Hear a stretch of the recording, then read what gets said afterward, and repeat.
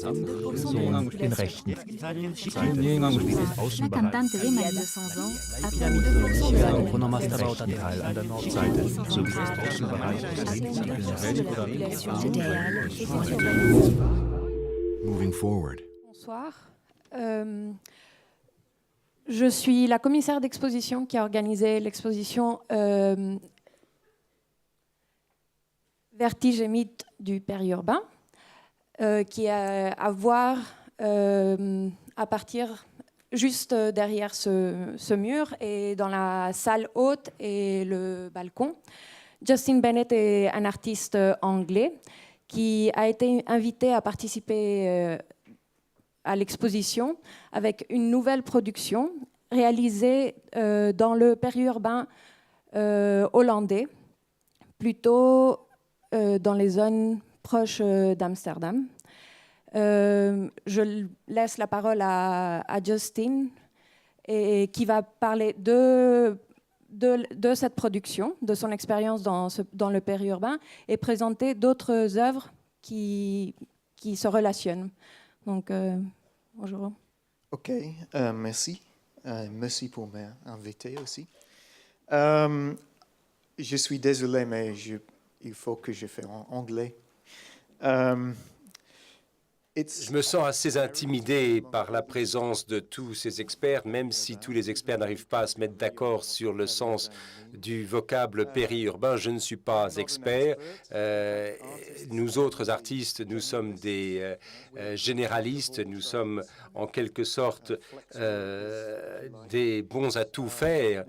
Nous n'approfondissons pas un travail de recherche. Lorsque nous produisons quelque chose, ça n'est pas tellement le produit fini, c'est entre la première appréciation et le produit fini. Donc, c'est le processus de perception qui nous intéresse le plus. Et ce que je vous propose de faire, c'est de vous parler d'un certain nombre de projets que j'ai réalisés aux Pays-Bas où j'habite. Tous ces produits dans des domaines que je considère comme étant périurbains, et je tâcherai de trouver une diapo.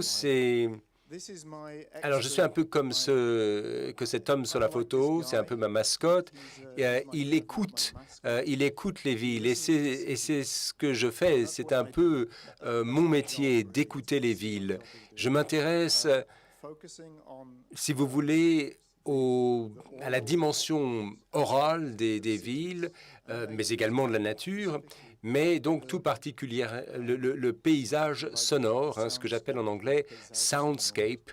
Donc parlons des Pays-Bas où je me suis installé.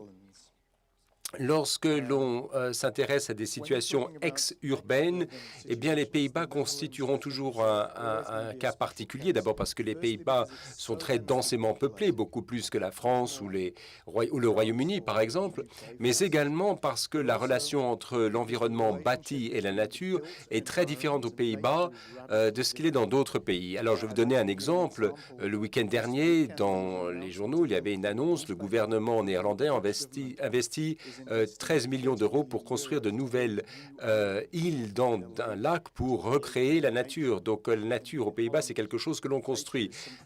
L'agriculture est quelque chose de construit au même titre que l'architecture. Donc, la relation avec la nature est très différente. Et dans la plupart des lieux que j'ai pu parcourir, et là, je vous propose de passer rapidement sur certaines de ces images.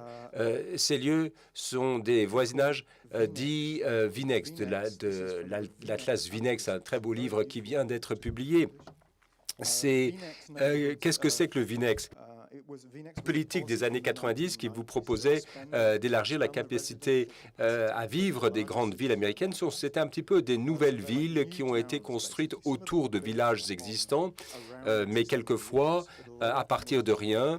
Généralement, C'était des lieux qui étaient attachés aux villes, mais quelquefois très éloignés, au contraire, des limites de la ville. Et un peu comme le Randstad, qui est Amsterdam, le Rotweg et Rotterdam, c'était des villes qui étaient tellement proches les unes des autres que lorsque l'on construit ces villes, eh bien, ça construisait le lien entre les villes. Et le Randstad devient véritablement une ville circulaire, ou en tout cas une espèce de grand anneau de disques, puisque le métro de Rotterdam atteint déjà La Haye. Donc, vous avez le transport public qui devient, ce qui était autrefois un transport interurbain, intercity, devient un transport urbain.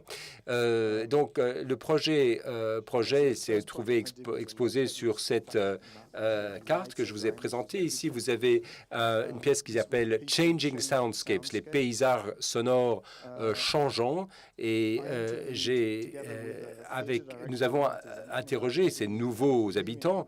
Le réalisateur a interrogé ces personnes qui se sont installées dans cette ville créée en l'espace de quelques années. On les a interrogés sur le paysage sonore environnant et comment elles le comparaient avec le paysage sonore de leurs anciens logements, de là où ils habitaient avant.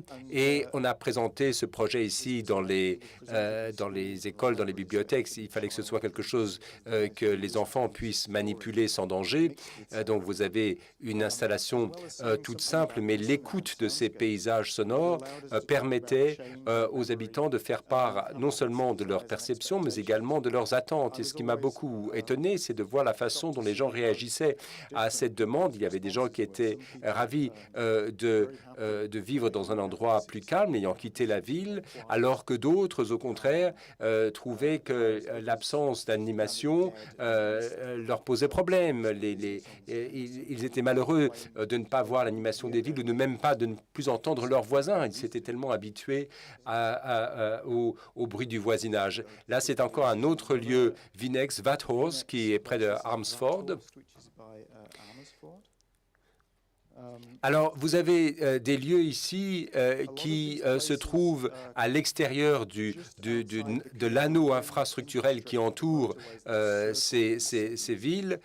Évidemment, ces lieux sont très bien liés les uns aux autres. On peut très facilement se rendre sur le périphérique ou cette autoroute qui, en même temps, les coupe du reste de la ville, parce qu'aux Pays-Bas, tout le monde se déplace en bicyclette, ou tout le monde préfère la bicyclette, en tout cas. Et lorsque vous construisez une ville à proximité d'une autoroute, en réalité, vous séparez cette ville du reste, puisque l'autoroute devient une frontière entre la ville et ce qui devrait constituer en quelque sorte une extension de la ville, mais qui en réalité en est ainsi coupé. Et puis ici, vous avez quelque chose qui concerne la relation entre la ville et la nature. Ce qui se passe, c'est que certains arbres ont été coupés puisque c'était une zone agricole. Les gens se sont plaints que certains arbres aient été coupés. Il a fallu revoir certains plans de masse, c'est-à-dire que la publicité faisait état de lieux plus verts et on a pris ça au sérieux. On a décidé qu'il fallait garder les arbres et non pas les abattre pour conserver cette structure verte, entre guillemets. Et ici, c'était une espèce d'audio-guide pour la ville, pour cette nouvelle ville. Ce qui se passe, c'est qu'on se promène d'un arbre à l'autre, on écoute les sons qui se produisent à l'intérieur de l'arbre, mais en même temps, on écoute le bruit tel que l'arbre le perçoit, le bruit du monde, c'est-à-dire l'environnement tel qu'il arrive, pour ainsi dire, jusqu'aux oreilles de l'arbre. Et là, on construit ce paysage sonore où l'on distingue le rural et l'urbain et justement la nature ambiguë qui est celle que l'on trouve aux Pays-Bas et qui est captée jusque dans l'arbre, arbre qui est à la fois nature et urbanisme. Alors, vous avez également le paysage, ou plutôt le parcours pédestre qui amène les gens à se déplacer dans des espaces qui étaient initialement conçus uniquement pour les voitures et les bicyclettes. Et là le piéton fait l'expérience de ces lieux d'une manière autre que celle auxquelles ces lieux étaient initialement destinés. Je vais passer un peu rapidement sur les diapos suivantes pour arriver au point qui m'intéresse. Qu'est-ce que nous avons ici? Cette pièce, je l'ai réalisée pour l'exposition qui s'appelle Edge Lambs. De quoi s'agissait-il? Eh bien, à l'époque, je travaillais sur un autre projet à Heelen, qui se trouve au sud de la Hollande. Et là, c'est une petite ville qui est entourée de lotissements extra-urbains et qui ont été construits au début du XXe siècle, en 1905. C'est une colonie, disons, de mineurs. Et ensuite, les autres lotissements ont été bâtis dans les années 60 et 70. Et maintenant, il y a tout un village qui en a été, qui en est sorti. Mais évidemment, c'est une ville qui rétrécit. Vous avez des lotissements qui sont détruits peu à peu, c'est-à-dire qu'il y a des quartiers entiers qui sont détruits pour faire place à des parcs, à des poches de nature. Et alors, en visitant ces lieux, j'ai pensé à ce qu'on appelle l'écologie acoustique, c'est-à-dire le paysage sonore bioacoustique. Et là, on essaie de voir dans un environnement naturel, on remplace les bruits naturels par les bruits de la ville. Et donc là, c'est la niche acoustique, c'est-à-dire que vous avez différentes espèces, alors les êtres humains bien sûr, mais également les animaux qui utilisent différentes parties du spectre de fréquences pour communiquer. Alors voilà une partie de ce spectre. En abscisse, vous avez le temps. En ordonnée, vous avez les fréquences. Et ces formes spectrales, là, vous avez à gauche le cri d'un bébé. Et évidemment, un bébé occupe une grande partie du spectre des fréquences pour se faire entendre. Il a besoin de tout cela. Et puis, de l'autre côté, à droite, vous avez une espèce de nuage qui apparaît. Eh bien, ça, c'est le passage d'une voiture. C'est-à-dire que le bruit de la circulation produit beaucoup, certes, de bruit. Or, ce bruit masque le reste de la communication. C'est véritablement le bruit au sens acoustique du terme. Et ce qui est intéressant ici, c'est que les êtres humains comme les animaux réagissent au son dans la façon dont ils communiquent eux-mêmes par le son. Et puis, il y a pas simplement des phénomènes biologiques, mais des phénomènes non biologiques tels que les automobiles. Et c'est ce que j'ai essayé d'explorer dans cette démarche de manière un petit peu inhabituelle. J'ai produit un logiciel qui essaye en quelque sorte d'écouter ces différentes bandes de fréquences. Ici, vous avez un peu les tranches de ce qui ressort de cela. D'ailleurs, on peut l'écouter tout à l'heure si vous le souhaitez. Donc, j'ai isolé certaines bandes qui sont extraites d'un bruit de circulation, quelquefois à distance, soit peut-être un bruit beaucoup plus proche, celui de feuillage dans les arbres ou encore de pas sur un sentier. Et c'est vrai que lorsqu'on écoute des choses, on écoute souvent des petites choses discrètes, séparées. Donc, j'ai ainsi isolé quelques bandes de fréquences. J'ai également isolé la spatialité du son. Là, je ne vais pas entrer dans le détail, mais on voit qu'on s'intéresse à différentes parties de ce paysage sonore. Alors, en guise de conclusion, la localisation, parce que là, on se retrouve à nouveau aux Pays-Bas, c'est un paysage urbain qui date des années 70. Ici, c'est un quartier à La Haye, Den Haag, et ça s'appelle Ypenburg. Alors, ce quartier de La Haye, en fait, c'est une ville nouvelle qui est séparée de La Haye, de la ville, par cet échangeur d'autoroutes. Et donc, vous avez une frontière physique, bien sûr, mais c'est également une frontière acoustique qui sépare cette ville nouvelle de la ville de La Haye. Alors, j'en ai presque terminé, mais je voulais quand même vous présenter des lieux que j'ai découverts. Ici, il s'agit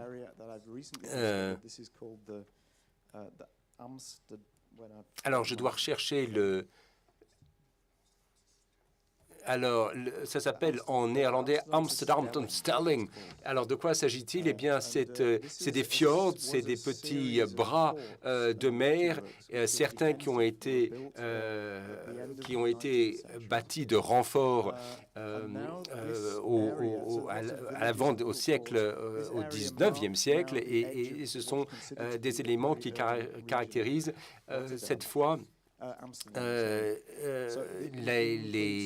la ville de Rotterdam plutôt que d'Amsterdam. Alors là, ce sont des lotissements qui sont destinés à une classe, disons, aisée, selon des digues à proximité de Rotterdam. Alors évidemment, ici, c'est un petit peu moins joli que ces petites constructions en bois. Mais enfin, ce qui est intéressant, c'est que tout est très lié. Les connexions sont faciles. On est à proximité de l'aéroport de Schiphol, qui évidemment reçoit des avions, mais également des trains. C'est un hub, c'est une espèce de nœud d'un réseau de distribution aussi bien pour les chemins de fer que pour les aéroports. Mais à part cela, il n'y a pas beaucoup de transport public en dehors de cette région-là. Il vous faut une voiture. C'est un des rares endroits aux Pays-Bas où il vous faut avoir une voiture. Et en plus, non seulement vous êtes isolé de reste, mais quand même, vous avez tout le bruit qui vient de l'aéroport à proximité. Donc, vous avez une combinaison de bruit, de l'agriculture, le son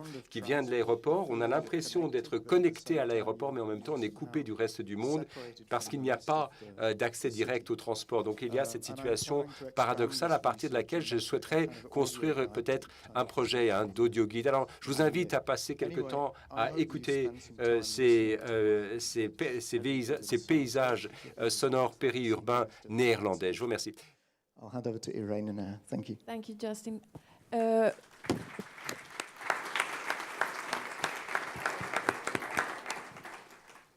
On n'a plus vraiment le temps.